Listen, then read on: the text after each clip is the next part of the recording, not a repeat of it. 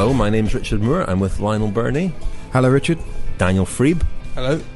And coming back on the podcast about a year after his debut appearance, Tao Geoghegan Hart. Tao. Afternoon, Richard. Hello, thank you for coming and joining us again in your native Hackney. The Telegraph Cycling Podcast. Interviews and analysis, we've got the big talking points covered. Lionel, where are we? We're in Tao's native Hackney, in the London Fields Brewery. I'm having a paper cup of tea, which is probably not the drink of choice. Richard's having a beer, so expect all the feisty comments from him today. Thank you, Lionel. So, Tao, we've got a lot of questions for you, not just from ourselves, but from listeners as well, who've been firing in questions all day today. Some really interesting ones. We'll get to them later on. But tell us, a year ago, we met not too far from here, and you were about to head off to Girona. I think you were almost en route to Girona when we met you. You're about to head back there for your second season as a senior. Tell us a little bit about what your plans are for the winter and also for next season. Do you know what I know your team has changed. What's happening with that at the moment? Going back to Girona, which is really nice to be returning to a familiar base and kind of knowing how everything works. And although it's a different flat and moving into it, it's still the same place and a lot of the same faces and stuff, which is nice. And obviously just the training and the weather there is pretty good, so it's a nice mix in Girona. I like the culture and the Catalan people and everything. And then after the winter, I'll be cracking on with the season again, and already looking forward to getting back racing. And the team's changing up a little bit. We've got a new name and some new sponsors on board, but predominantly it'll be pretty much the same programme as Axel's run for the last 5 or 6 years now. That's Axel Merckx, of course. Tell us a bit about life in Girona, because I think a lot of people have this idea, this sense of Girona as this real kind of hub of professional cycling, which it has become, and a lot of pros live there. Is it a place where you just go down to the square in the morning and bump into any number of pros? Do you see a lot of the other guys who do live there, the sort of more established professionals? Do you train with them? What's it like? Is it the Girona that a lot of cycling fans imagine? I think it's very different in the winter to the summer, and I can't really comment on the summer because I've not actually spent any time there in the summer. I was just there last winter, kind of up until the end of February. But certainly in the winter it's very different to the perception that most cycling fans and journalists and riders have of Girona being like a real hub of cycling with kind of, 70, 80 professional riders there, I think. But it's a lot more low-key. I think there's maybe 10, maybe maximum 15 guys that base themselves there through the winter. And yeah, you do see quite a lot of those guys, and it becomes a nice little group, or certainly was last year. And I really like training with more experienced guys. I think you can learn a lot, especially in kind of December, January, where everyone's a little bit more relaxed. You can pick up quite a lot from casual conversations and just generally, meet some really interesting people. What ones have you? I know you spent a bit of time training with David Miller last winter. I don't think he'll be training all that hard this winter, sadly. But any other riders, Dan Martin or anybody like that, who you've been training with while you've been there? Yeah, Dan and even Dan's dad Neil, who still rides quite a lot, who is British champion. But certainly riding with Dan a lot. Matt Bramier, Paul Voss, Eric Rousel, the Yates brothers have moved to Girona. Hastings still live there too? I've never ridden with Hastings. Christian Mayer, Canadian on Orica, lives there. There's quite a few guys. I think Dan McClay was talking about moving there, who's British, just turned pro. And there's a few other guys, so it's not so much the people that are there, it's just I speak fairly reasonable Spanish, although it's not the language of choice in Catalonia. It's still easier to get by, but it's just a nice culture. It's pretty laid back. The traffic, touch wood, is always really good, which is a big thing for me. It's you get a feeling of a lot more safety than you do, or than I certainly feel riding in the UK or or in some other European countries. So what's the actual riding like, the terrain, and are you able to mix it up? yeah, certainly. I think a lot of people, I know some guys have gone there and been disappointed with the riding, like they expect like a real amazing riding just because the amount of guys that live there, but I actually quite liked it for the winter because it wasn't kind of constantly huge climbs. It's quite a nice variation. There's enough climbing certainly to be done, but it's not just up and downhill. There's flat roads, there's rolling roads, which I quite like, kind of similar to Britain. Quite a few of my early season races are a little bit more rolling than mountainous, so I think that's important, and it's nice just to mix it up. And yeah, there's a really good variation. You can always head to the coast when the weather's bad and stuff like that, whereas I mean, I've trained in Nice before, which is another big haven around Monaco and Nice, and I really liked it, but the thing I didn't like was the fact that the coastal road was the only real kind of road away from the mountains, and it was really, really busy with traffic, and that was it. It was just the coastal road. So what do you do when you're back here in London? You live, East London, basically, northeast London, so where do you actually get out to? Out through where the Tour de France went this year, actually, the reverse, so the painting's still on the road, which is pretty funny. So out through Epping Forest, and then either occasionally out into Hertfordshire or mainly into into Essex, which is, it's not great. I think there's something like 35 traffic lights before I get out to the countryside, and obviously it's pretty flat, but it makes you certainly appreciate when you go somewhere nice for training. And I kind of purposefully did about 2 weeks here, just because when you do get to somewhere really great for training, you certainly appreciate it.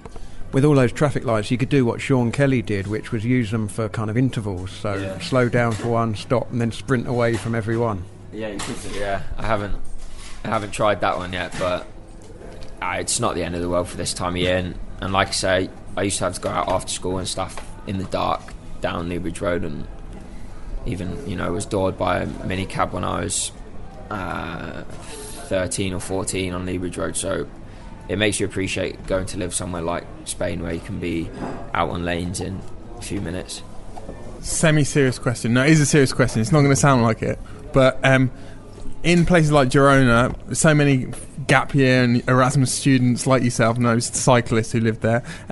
Is there a danger if someone is vulnerable to, perhaps losing concentration, perhaps going out a lot? There are always people to socialise with, and there are some guys that have gone to those kind of training hubs and it hasn't worked for them because there's always someone to do an easy ride or a coffee stop or go out on the lash in the evening. You've got to be quite careful. Yeah, I wouldn't even know where to go out in Girona, to be honest. Really? I think there's a nightclub there, but I've never seen it. Yeah, right. No, seriously, I'm deadly serious. With that hair, I am deadly you're going serious. for the Marcel Kittel hairstyle there. Like, but I'm deadly serious. For me personally, I'd like to stick to the training that I've planned, and I think the guys that I have trained there with in the winter are, on the whole, really good guys to train with. And you can always, go slightly easier than you plan and do slightly longer. So I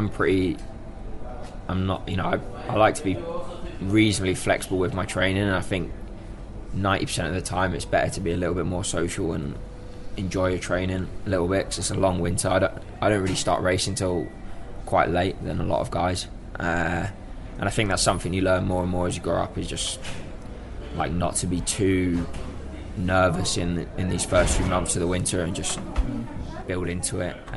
You had an injury this year that kept you sidelined for a while, and I guess that's probably a dangerous time, a vulnerable time. I think you came back to London, didn't you, to have the injury treated? It was after Tour of California. Yeah, it was. Yeah, I was back in London mainly just because I couldn't ride or I couldn't really walk or move around even for a couple of weeks. So while we were trying to work out what was wrong, but dangerous time in well, in the sense that you can't train, so your boredom can set in, and you can become distracted. You might have ventured into that Girona nightclub had you been there. Dare I suggest? Yeah, I think certainly it was good to be back in London and try be a little distracted from the injury, just because otherwise you just get too bogged down if you've got nothing else to think about. But there are no nightclubs in London anyway, are there? So no, that's convenient. You can't go out in London. We have got you in a brewery here. Yeah, we couldn't organise a podcast in a brewery, but you're drinking tea. We're happy to report, just in case anyone out there is concerned that you might have gone off the rails a little bit. You are drinking tea. Now, Tao, you were third at Liège-Bastogne-Liège this year. First year as a senior, not senior Liège-Bastogne-Liège, but under 23 Liège-Bastogne-Liège. You were 15th at the Tour of Britain. You rode very well at Tour of California as well. Last year you were up there in Friebe, Junior Friebe. What kind of rider are you? I have no idea, to be honest. Certainly, I think I've learned that like the harder the race, and also it seems the longer the race, the more it suits me. So the stage into Brighton, which didn't end so well, but I was actually on the attack between the two KOMs, and then obviously again at the end, maybe with a little more thinking. Let's say it could have gone better. You took a flyer in that stage, but that was the longest race of my career anyway, and I think it certainly felt like it suited me. And similar with Liège, it was like a real wearing down process. How long is under 23 Liège-Bastogne-Liège? It's not that long. It's 190k, I think, 189k, but it's just kind of undulating roads all day, 2-3 kilometre climbs, no real flat roads, just up and down, up and down, up and down. And it's one of those races where you get to about 30k to go and you look around and there's only 40 guys left, of which 10 are hanging on, or 50 guys, 20 hanging on, and all of a sudden it feels like a kind of easy to be up the front compared to at the start where it's a real fight. I certainly like those races. I think Roubaix Juniors was almost just similar to that. It's just a wearing down process. Is that because obviously the distances go up when you turn senior, so has that been quite a revelation for you this year to find out that you do excel in those longer, tougher races? I'd always kind of suspected it, because even as an under 16 I'd always preferred the longer races. Obviously the limit was something like 70 or 80k, and again at juniors we never raced more than 120, but I always enjoyed and preferred those longer races. I mean, the Tour l'Avenir, the last 2 days were 100k, and I didn't particularly enjoy those stages. I didn't feel like they were playing to my strengths, especially at the time coming off of my injury. I didn't really manage to do any top end in the back half of the season until kind of after the Tour of Britain. So I certainly didn't feel like those really short punchy races kind of played to my advantage. But then they were going up 3 coals and they still took like 3.5 hours. So it's, in case anybody doesn't realise that Tour of Britain, you were 15th overall, but people will remember obviously the incident on the stage to Brighton, which is on YouTube. He made a bid to reintroduce a Superman position to cycling. Very good, yeah. It was Graham O'Brien-esque. You took a flyer, you attacked, you were off the front, but you misjudged the corner slightly, and there were several interesting camera angles on that crash. Went into barriers. It is a miracle that you didn't hurt yourself. Yeah, I think I had a few broken ribs. Really? I was in quite a lot of pain. It actually didn't start until a week later, but I woke up exactly a week later, and it wasn't bad, but just kind of coughing and stuff like that, sneezing. I think did that affect your Worlds then? I don't think so. No. I don't know what happened at Worlds, to be honest. I think the Brighton stage and the experience between Tour of Britain and Worlds was kind of a similar thing. It's like the first time. So the individual stage was like the first time that I'd been at the front of a pro bike race and able to animate, and actually had kind of suppressed that feeling, because it up the Ditchling Beacon I was thinking, oh, right, they all must be waiting for something. It was a bit of a headwind, so I think probably were, but I was like, okay, I could go, but I almost didn't trust myself to go, because you don't really expect to be in that situation. So the first time it happens is a bit of the unknown. And then I made the decision to attack on the flat between the 2 KOMs when it kind of eased up, which in hindsight wasn't a great decision, because I think there was 3 or 4 Saxos behind and they started chasing. So I got caught halfway up the second KOM, which turned out to be quite a lot harder than anyone had realised. but I still managed to hang on, and then was in the position at the end to just, I know that a sprint isn't going to be my forte, so I just give it a pop, and I ended up just going a bit too quick really, but it was one of those things where the first time you're in that situation you don't really know what to expect. This is the Telegraph Cycling Podcast with Richard Moore, Lionel Birnie and Daniel Friebe. Okay, we're here in Hackney with Tao Geoghegan Hart, who's joining us. We'll do a little chat here about what else is going on in the cycling world, and then come back and throw some of your questions to Tao. It's a bit of a quiet time in cycling at the moment, but a wee bit of news. Matthias Brandley, the Austrian rider who was a bit of a revelation at the Tour of Britain this year, won 2 stages, and he set a new world hour record last week, beating Jens Voigt's recent record. Not as much interest perhaps in Brandley's performance, given that for Voigt it was a swan song, bang out. I know that Tao has a good Jens Voigt story he can maybe share with us later on, having got to know him at the Tour of California. But Brandley, what did you? I know you're a big fan of sitting and watching the hour record, Lionel. Did you watch that? Brandley almost sounds like what New York marketing guy would call the first British winner of the Tour de France. He might. What would US marketing guy think of the hour record anyway? As it goes on too long. Make it 20 minutes. Brilliant. And Lionel, bringing you back in, Lionel. Now, did you watch it? Did it sort of penetrate? Yeah, I watched the last 20 minutes. No, I didn't. I did watch it all. It was at the UCI's track, Aigle, which is 200 metres long, I think, rather than the more standard 250. All sorts of aerodynamic and physics-related implications of that, I gather. Quite a bit harder at that speed to keep down on the banking when, hugging the black line is the key, because that's where the measurement is taken, and I think at 50, close to 52k an hour, quite takes its toll, I think, towards the end. What is the consensus about that? I mean, there's a massive variation in terms of length of velodromes. I remember when Sosenka broke it in, when was that, 2007? That was in Moscow, wasn't it? It's a 330 metre track, I think. 333. Yeah, and compare that to, like you say, the Aigle track. I mean, it seems like a huge distance for someone who, the uninitiated as far as track racing is concerned. It seems like there would be a big disparity, no? Well, yeah, I'm not an expert. Rob Hales has talked to me about this until my eyes went a bit crossed. I couldn't really keep up with the theory, but there's all sorts of, entering and exiting the banking.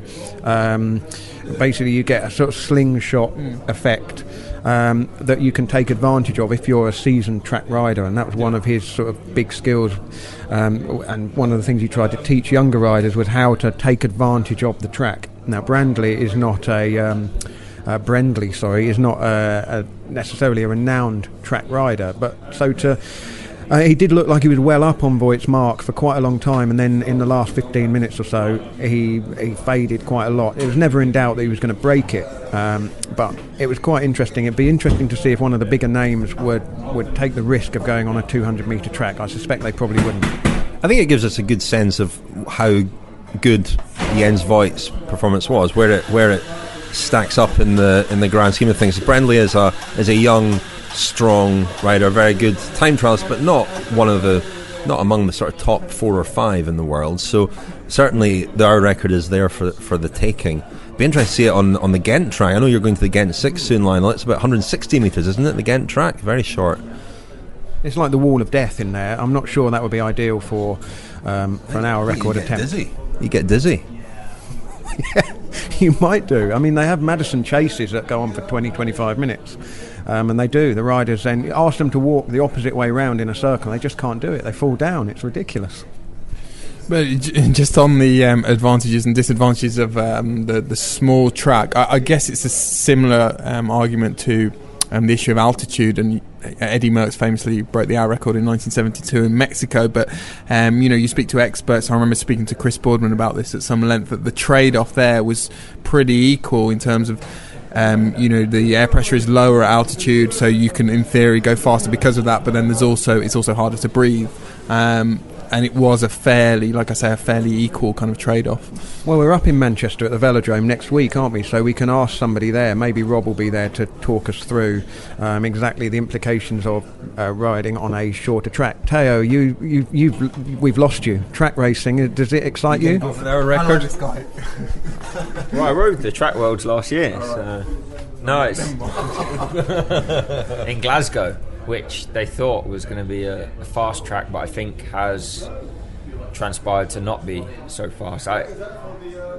It's not particularly lost on me, because when you're riding it you can feel it, but I don't understand the physics and the seemingly very, very small, minute differences in each track that does make one track quicker than another, because none of them are identical whatever the length. I mean, certainly the Moscow one, I know that when the junior worlds were there, the times haven't been broken since. I think there was like a 4:05 Australian team pursuit, which is not too far off kind of senior pace. So I don't know too much about it, but I certainly know it does make a huge difference. Tao Boss set a 200-metre flying world record in Moscow several years ago, which did stand for quite a long time. Which is interesting because it's over such a limited distance. There'd been the riding around the bend would be sort of minimised, obviously. No, but then the banking is twice as high to drop down from. Ah, okay. Good knowledge. Yeah, so you get more of for a flying effort, obviously, a bit more speed. Interesting. Let's move on to something else. Well, actually, before we do, we should say as well that there's talk of a women's hour record, which is not an event that's really been attempted or captured people's imagination till now, but I think Brendley's effort and new mark got people talking about where this could, it has captured people's imagination again, the hour record now, and obviously there's talk of a women's hour record, several candidates for that, I would think. Well, Yvonne McGregor held that in 96, didn't she, the women's hour record. I'm not sure who holds it now, I'm afraid. Don't know. A bit, but in my defence... That tells its own story, doesn't it? Well, it does, and there's no real reason why there shouldn't be an equally competitive contest in the women's hour record. If you like, it's an even blanker sheet of paper for a sort of real contest to grow. But I think with Brandley doing the men's hour record so soon after Voigt, and rather than say Tony Martin or Bradley Wiggins or Fabian Cancellara going straight in and putting it a little bit out of reach for most people, it's good, because this saga's going to run and run. We'll when the season starts to die down next year, there may be riders going for it on, like in the early 90s or near the mid 90s, 93, 94, when O'Brien and Boardman were pretty much going for it, one after the other. Yeah, I mean, I think with the mark that Brandley's set, it does still feel as though it's low-hanging fruit to an extent. They're not the absolute best time trialists or track riders who have set those records, Voigt and Brandley, but who knows? We might see the ante being upped by the likes of Tony Martin, Cancellara and Wiggins in the next few months. Well, the women's world hour record is held by Szilard van Moorsel. Leontien Szilard van Moorsel, who's the great Dutch rider, now retired. She set, what's the unified UCI world record there? 46.065 kilometres an hour, so that's the mark that would have to be beaten. Van Moorsel was the sort of Marianne Vos of her day. Very versatile, a real all-rounder. Let's talk about some other news this last week. Bobby Julich and Sean Yates, two Tinkoff Saxo, both kind of going back to that team. Both have been there. Julich as a rider, and Yates as a DS a few years ago at Saxo Bank. Yates in particular, I mean, he left Sky a couple of years ago. He was retiring from the sport, and he returned this year with NFTO team and is back at World Tour level. Difficult to know what to make of that, really, Lionel. Yes, it is. Thanks for that slightly warm potato there, Richard. Yes, it is. I mean, we know that Sean Yates retired very soon after Bradley Wiggins had won the Tour de France. There were stories in the national press. This was around the time that Sky were having their zero tolerance policy looked at, weren't they? They were reiterated rather, re-emphasised, and people began leaving the team at around about the time that they were being asked to say they'd never had any involvement in doping. Daniel. Well, they've hired. I mean, the team has hired 3 new DSs. The third one is Pachi Villa, who rode for Lamprey and tested positive for testosterone during his career. So, however many mitigating circumstances there were with Julik and Yates to a lesser extent, but Julik left Sky under a cloud, having confessed to his own doping, and then Pachi Villa coming on board. Perhaps from that point of view, the people will raise eyebrows, but also it's quite rare to see such turnover in the staff of a team. And most of these pro teams, and they have a bit of a cliquey feel about them, the sort of group of DSs. It's a group of, certainly with the French and the Italian teams and the Spanish teams, a group of guys who often rode together when they were pros and have sort of stayed together as 4 or 5 DSs, and they're not really held accountable for results, and they tend to stay there for year after year after year. And it's interesting that Tinkoff got rid of 2 this year. Fabrizio Guidi is gone, and Philippe Maudoui, the French DS, who was really the senior DS there, always in the first team car when Contador was riding, very, very highly rated, very respected, and he has been sort of elbowed out of the way. And I just wonder how much of this is coming from Tinkoff himself, the kind of pressure that he puts on his team to perform and get results, and how hands-on he is. It's an interesting one, and there is a sense as well, they've hired so many people from Sky that they're eager to learn whatever lessons there are to learn from that team. Tinkoff has often spoken about wanting to really take on Sir Brailsford, as he calls him, and prove that they're the number 1 team instead of Sky. And Sky, of course, have hired a physiologist from Movistar this year, so this kind of exchange of knowledge, expertise between the so-called Big 4 now in major tours, Quintana being the big rider from Movistar, kind of continues. When we think about that sort of brain trust that Tinkoff have taken from Sky, Tinkoff now have Chris Froome, 2 of Chris Froome's former DSs. They've got Sean Yates and Stephen de Jong. And they've also got his former coach, Bobby Julik, so they know pretty much everything they need to know about Chris Froome. All they need now is Michel Cound, as someone said on Twitter, as the team nutritionist. Michael Rogers as well is there, of course. Nicholas Roach has gone the other way. So, Astana. So Astana are still. We've spoken about Astana a couple of times. There's this little cloud hanging over Astana, and I think you were on the phone earlier, Daniel, to our good friend Ciro Scognamiglio, who of course is closer to Vincenzo Nibali than Nibali's own wife. And what's his sort of insight into what's going on at Astana and Nibali's situation there? It was a quite bereft sounding Ciro, because Nibali's on holiday at the moment, and I don't think they've seen each other for a few days, so Ciro was sounding slightly crestfallen, like a dog without a bone. Anyway, Ciro was talking to me about the Grand Tours next year. There's obviously a lot of debate about who is going to do what, whether it's going to be Aru at the Giro and Nibali at the Tour, or whether they're both going to do both races supporting each other, vice versa. Chiro's feeling is that Nibali will probably miss the Giro now, and Aru will be the captain there, and that they will both do the Tour de France, so Aru as Nibali's understudy, which obviously will be interesting.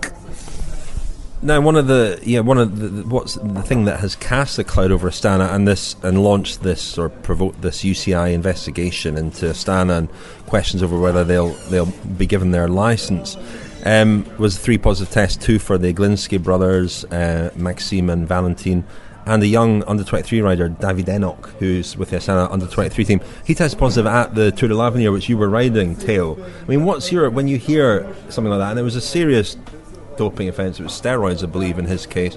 How do you react to hearing something like that? It was certainly interesting, because I think it was the first rider that I've raced against who's tested positive in a race that I was competing in. So that's certainly like an interesting feeling, I guess, because when it's races that you're not in, I guess it's kind of different to someone that you're actually racing against. I think it's just kind of, as a rider, you just as a clean rider, you're just sad to see that happen, I think, especially in races that you're racing, and you just hope that there's not a lot of other guys doing that, because I don't think there's a place for it in the sport, and I hope there isn't a place for it in the sport. So I just think it's a shame that however he's ended up kind of going down that road, that it's happened. And to me, you feel angry? I think at the time, yeah, a little bit. I mean, if I'd been, say, second on the stage that he won, I think, you know, that's a real different ball game. But certainly, yeah, it makes you just kind of, I think you have to be careful not to question performances and just trust in these tests and hope that they do catch guys, whether it's at the time or retrospectively, and you just concentrate on yourself. Just generally, Tao, can you talk us through the kind of testing that you undergo in under 23 level? What kind of, is there any blood profiling? How many tests roughly you took last year? Is it statutory after every race, the top three? You know, what happens under 23 level? Well, it's different every race, which is important to bear in mind. I've only done one blood test, which was at the Tour of California, where USADA took a new stance, I guess, in creating mini blood profiles for all of the riders at the Tour of California. I think it was only the Americans that they created a profile for, so they had one or two tests before the Tour of California, regardless of who they were, all the Americans. I don't know if this was published, actually. And then everyone else just had a blood test at the start of the race. So that was the first time I'd had a blood test. In juniors, it was pretty common that it would be either the winner or the top three in the UCI races, and then also two randoms. Just urine testing. That's right, yeah. So in juniors, I was tested when I was on the podium of Paris-Roubaix. That was my first anti-doping test. Then again, when I won in Croatia, I was tested 3 times there. And also again in Liège-Bastogne-Liège, I was tested every day when I was leading the race and in the top 3 of stages. So it doesn't sound particularly robust. I mean, does that worry you slightly that you know, when you think about the amount of testing there is at pro level, it's not uncommon for people to be tested 50, 60, 70 times a year, blood and urine combined. So to go from being maybe tested a handful of times, you know, to think that pro teams are looking at that level and that's where they're taking riders from. Often, I suppose, the onus is on the teams themselves to do a lot of background checks, because the UCI tests and the tests they get in races aren't really enough of a guarantee. Would you agree with that? I think the testing procedure in the juniors is good, personally. I think it's just it's unlogical to do, you know, like a massive biological passport or something like that when it doesn't exist at Continental. I think to implicate that in the juniors would just be a step too far, because there's guys coming out of the kind of undergrowth all the time, and that's kind of that's what happens in you know, development sport. Young guys kind of mature at different times and they come to that level at different times. So I think the fact that they're testing guys in the top 3 and doing random tests, for me, I think that's pretty good. And for me, I always looked at the testing more as, if you want to be a professional rider, you need to get used to going through those procedures, because for a rider it can be quite disruptive. You need to be ready to produce a urine sample.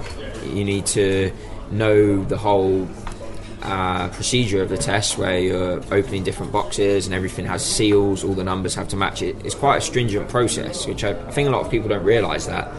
So certainly I think the fact that there is testing is really good, because it means riders get used to going through those procedures and working out how it kind of works with all the officials and UCI doctors and stuff. I think there's enough testing.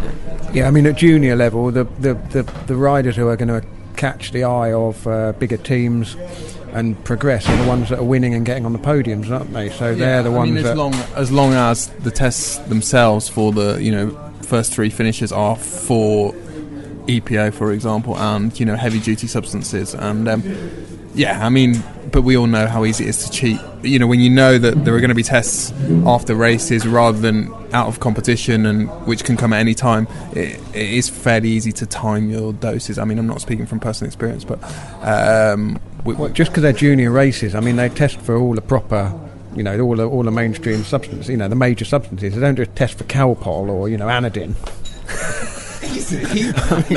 Well, EPO, they don't always test for EPO even at pro level. Not all of the tests are for EPO, so and that is the probably the most important test. So you can almost, the rest of the stuff is almost a waste of time. So it's just an excuse to make a joke, really. It wasn't a pop at you, Daniel. Well, speaking of EPO, we were at the London Sports Writing Festival last week, and there were a few interesting people there. There was a lot of cycling events. Christophe Basson was there. You spent a lot of time with him, Daniel. How was Christophe Basson? Yeah, he was good. He's got a new job on a sort of Franco-Spanish task force patrolling the French-Spanish border. Quite interesting for anti-doping. Anti-doping authorities, which was very interesting. Spoke to him about how the kind of modus operandi in that group, that task force, and he was telling me about how they have the authority to put people on wiretaps and send guys into gyms with wires and get the name of people, particularly suspicious looking characters who float into gyms, who have gained a lot of muscle in the last few weeks, and they tap their phones, and it was quite interesting. Obviously something that he's sort of relishing, being so hands-on in terms of sort of stopping supply lines of drugs between those two countries. Well, Emma O'Reilly was also there. She's Lance Armstrong's former soigneur and has written a book that came out this year, and a sort of memoir of her time working with US Postal and Armstrong. And there are a lot of books obviously about Armstrong and about that period, but hers is a bit different and interesting because she paints quite a nuanced picture of Armstrong, and actually Armstrong writes a foreword to her book, so there's been a real sort of reconciliation there. And I spoke to her just for a few minutes after her event just to find out what the reaction had been to her book and where she's at the moment. Here's Emma O'Reilly. Actually, it's been really, really positive. There's very, very little negativity, but most people are actually quite enjoying the fact that, and nuanced is how it's been described, that it's just, I've kind of put the information out there and kind of given a different angle to, because the whole thing was a story about human beings and human beings away from home, and kind of how we behave away from home and the decisions we were all faced with, and that nothing is quite black and white, because I think that's been one of the things about all the whole stories about Lance and stuff. They're all black and white, but none of us are black and white. There's shades of grey in everything. Would you have written quite a different book 10 years ago? Yeah, well, firstly, no one wanted me to write the book, and I wouldn't have probably written a book, but 10 years ago I would have written a completely different book, because it would have been more about the problems that cycling's experiencing, and obviously myself and Lance had the fallout by then. And I mean, you gained sort of fame, notoriety by being a whistleblower. You were one of the first people to come out who'd been part of that inner circle at US Post. You were one of the first people to come out and tell the truth about what happened. That must have been a very lonely place to be at times. Yeah, it was really, but I think really what made it lonely was kind of being sued and all the kind of stress and all of that you're kind of being sued. You've brought this so much trouble to your doorstep, and really nothing good had come of it, and I think so it meant I kind of questioned everything I did, because I tried to do something right and no good had come out of it, so it wasn't a good time. And you met Armstrong about a year ago, so after his downfall, you went over to the States and met him, and what were your impressions of him? Did you feel he'd changed? Yeah, no, if you know what I mean, because I don't think any of us changed, but I think he definitely matured and kind of was still in the process of learning from the experience, and yet in other ways it was the old Lance, but the Lance I met who'd just come back from cancer, who was kind of quite a humble human being, kind of a decent fella you'd sit and have a coffee with, you know what I mean? So that was the Lance that I met again a year ago, that one who life had kind of been hard on him and brought him back to reality. So you felt that because a lot of people obviously are sceptical over whether he's genuinely humble, whether he's putting it on. Were you convinced that there was sort of genuine contrition on his part? Yeah, I wouldn't have went over if I thought I was just being, and even still the trust wasn't there, which is why I took a journalist with me, because I thought if he's being genuine, well, let's get it out there. But if he's not being genuine, I'm going to slaughter him. Do you know what I mean? But no, I think he was genuine. But it took us 10, 11 months before we got to that stage.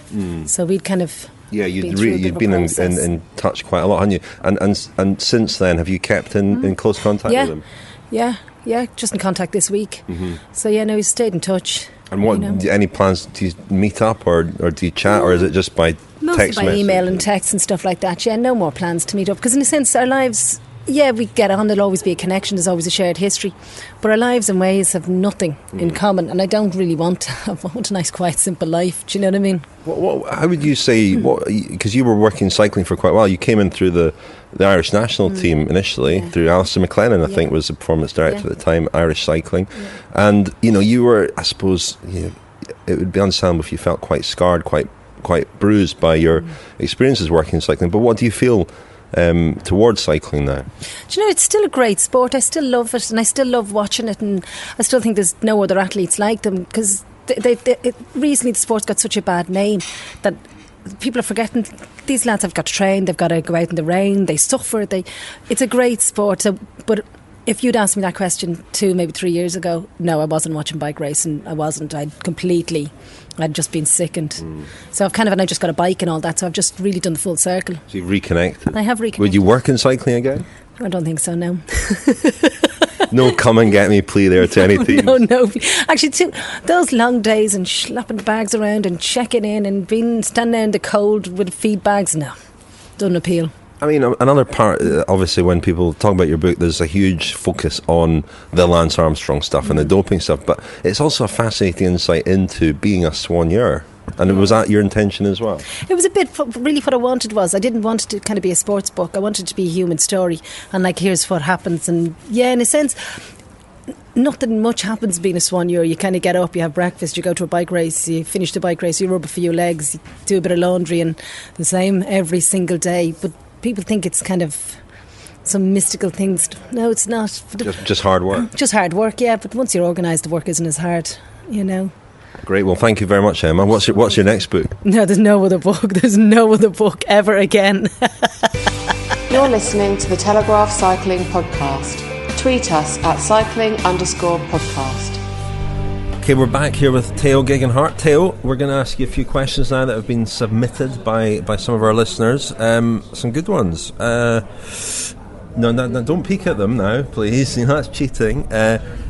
Right, here's the first one from Moeen Islam. How much of a consideration for young riders is it whether a trade team has GC, stage hunting or classics aspirations? Is the career path preordained?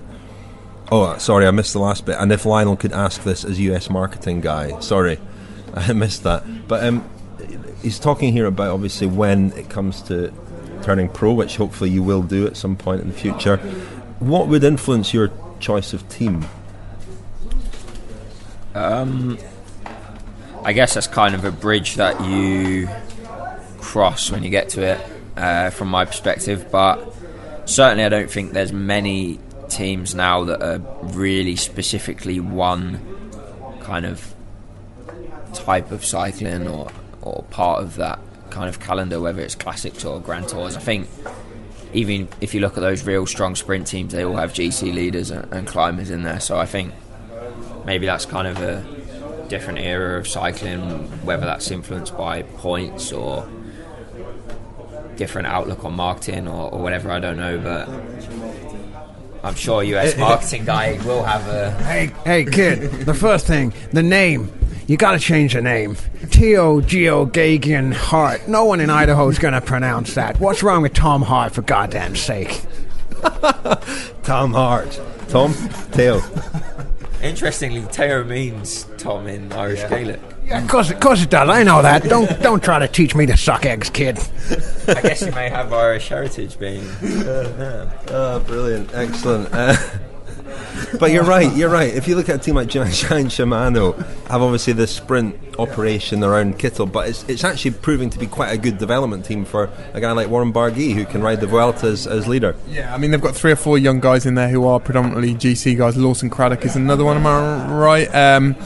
And they do get a lot of freedom. They kind of get a free roll in a lot of races. I was talking to Ben Swift about this a couple of weeks ago, about the way Sky develop or don't develop young riders, and he did admit that at Katusha, which is of course where he started his pro career, he would often go in to races and he would literally have a free roll. They would say to him, look, just see how your legs are today and we'll make the decision on the road. And he says at Sky that there is never a race where you don't have a job to do for someone. Okay, Tim Print asks, have you met Axel's dad yet? That's Eddie.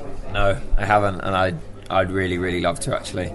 I was injured during Paris-Roubaix Paris-Roubaix Espoir under 23, when I would have met Axel and Eddie, and I would really love to meet Eddie. If you do, Tao, do tell me you're a good friend of Daniel Friebe, the author of an unauthorised biography of Eddie Merckx, with which he may be familiar.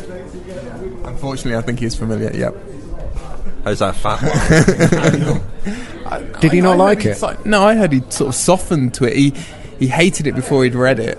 And there were all sorts of vague legal threats in the air. But then I was led to believe that he had actually finally read it and quite liked it. Daniel, it's an excellent book. It's the definitive Eddie Merckx biography, as well as William Fotheringham's, of course. It's the best non-Fotheringham authored biography of Eddie Merckx. The co-definitive. The co-definitive. Okay, here are linked questions here. Duncan Watkins asks, well, he asked two questions. The first one was, which is better for travelling, Bali or Phuket? But I think that was a tongue-in-cheek question. Duncan Watkins asked, seriously though, how does development in North America differ to the experience of British cycling development? And Joe Hill also asked, what lessons could the US scene have for young rider development in Europe? I don't know how well placed I am to comment on US cycling development, which obviously doesn't personally affect me, but I guess I've seen it through teammates and they look after their riders incredibly well. Obviously it's a long way from home, it's a huge expense even just to travel to Europe, and those guys stay long stints in Holland at the USA Cycling facility, and it seems like they have a great program. The second part of the question was what could they learn? What lessons could learn? I mean, certainly there's a lot of support, and there seems to be a lot of financial and equipment support in the States. I guess there's a lot of big business there, and there's a lot of big cycling brands in America, and they seem to have a lot of development teams. I guess sometimes my impression of the American domestic scene was the only thing I didn't particularly like was the distance of races were all quite short, and obviously, as I've kind of alluded to earlier, I don't really like that style of racing, but it also I found was very different to European racing. I haven't done all of the American domestic races, but I did a few, and to me that was kind of my takeaway point, was that they just seemed very different in style and particularly length to European races. Tao, just on that, I was chatting to Charlie Wigalis, the Garmin Direct Sportif, recently, and he said that a lot of the young American guys that turn pro are lacking in the skills department because the strongest guys at under 23 and junior level over there, a lot of the races are on very wide roads, small groups, and they can very, very easily move around the bunch, so they don't really have the skills that like the Belgians, the Italians and stuff develop. Would you agree? Yeah, 100%. Not specifically that there are, I mean, I've seen that for sure, yeah, I guess, yeah. The roads are huge, and if you're racing down a 3-4 lane highway, you can be at the front of a 150 man bunch in 15 seconds if you want, and there's also a lot less that causes that kind of carnage you would expect in races, like road furniture and roundabouts and all the rest of it. They're non-existent. So in our program we have a discussion and a dialogue about that, and that includes making sure that we do race in Europe because it's a big skill, and we're lucky because we get to do those big pro races like California that not many development teams get to do, and Utah and Colorado and Alberta, which is big learning for us and also big exposure when it does go well. But we also have the under 23 Nations Cups in Europe, and I've had certainly enough racing in Europe that I feel like I've got a good mix. Douglas Ryder said the same thing about the African riders, actually, that the roads there can be sort of 50 kilometres long without a bend, and that skills acquisition just doesn't happen if that's the kind of racing or the kind of riding you're exposed to. A very blunt question here from Joe Salmon on Facebook. Have you ever been offered doping products? Nope. Not before this afternoon, before he arrived. That's just a cup of tea, I think. But no, there's a no. No. It's maybe unfair to put this question to you, but Scott Nodding asked, does Sky Pro Cycling help or hinder the development of young British cycling talent? It might be a bit unfair to put that to you at this stage, Tao, but Daniel, you've been working, I think, on a story on this very subject, haven't you? Yeah, I've just written a fairly sizable piece on this. For I think it's coming out in the next couple of weeks in Pro Cycling. I think, Sky's have got a poor record with young riders, just in terms of victories. I mean, there's a statistic in my piece that I think there are 5 riders currently born in the 90s on Sky's roster. In 10 seasons between them at that team, they've won, I think, 1 race.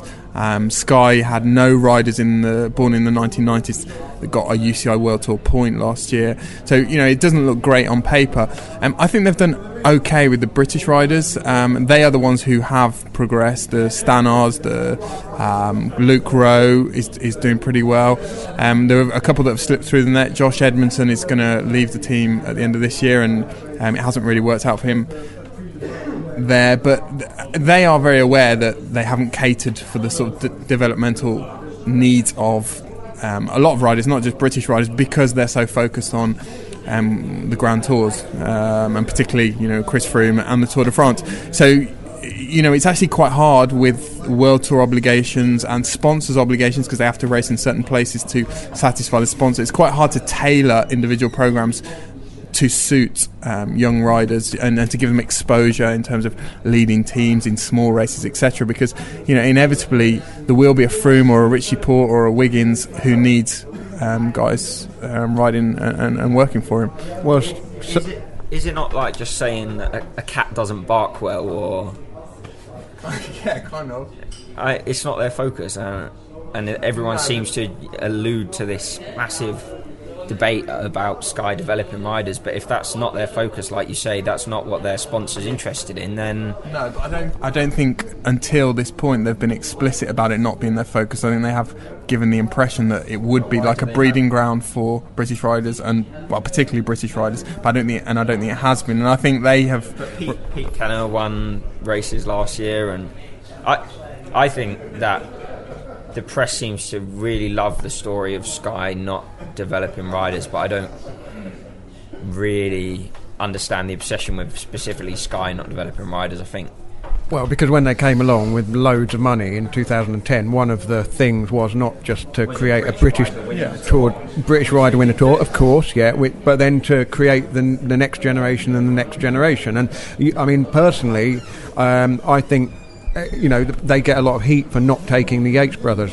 for example, last year. But actually, if you look at what is best for the development of the Yates brothers, it was to join another team other than Sky. And Dave Brailsford has pretty much said, he said to us on the podcast earlier this year that what they haven't really done, and you're right, they haven't focused on it. They haven't gone to races like the Circuit de la Sarthe or I don't know, put teams into small races dotted around Europe where they could say, right, Josh Edmondson, you are the team leader racing for the win. Luke Rowe, you are the team leader going for stage wins in whatever. They just haven't done that. And you're absolutely right. It's not like they set out to say that's what we're going to do and then haven't done it. They just haven't done it. And this happens in every sport. I mean, in the piece that I've written, I've mentioned the Feyenoord, which is a Dutch football team, their sort of fated youth academy, and there've been all sorts of sort of analysis as to what it is that makes that academy so good and they produce so many players. But the coaches themselves say that we simply have not got enough money to buy in a lot of expensive, whether it be foreign talent or even Dutch talent. So therefore, the young guys have to get opportunities, and it's the same in cycling. I mean, in my piece, I say that La Française des Jeux, FDJ, they've had 47 race wins in the last 2 years from riders born in the 1990s. Sky have had 0. And that is mainly 2 riders, Arnaud Demar and Nasser Bouhanni, but FDJ didn't have any big names, big egos, big signings sort of clogging up that kind of path to opportunity. So it's by necessity. Yeah, and I mean there's more than one way to develop a rider as well. I mean, a rider could be developed in a domestic role. You know, a rider like Peter Kenyon at the Tour in that lieutenant role, or Richie Porte previous year, Chris Froome even before that. So there's more than, I don't think you can measure rider development purely by wins or World Tour points. No, and if a British rider or a rider of any nationality reaches a stage where he's won loads of races for another team and suddenly the budget...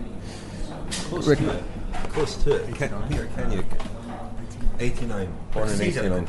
I would say he's had a pretty good season. He won Coppa Bartali, the Tour of Austria, National Championships. It might not be World Tour, but no, Tour of Austria is World Tour.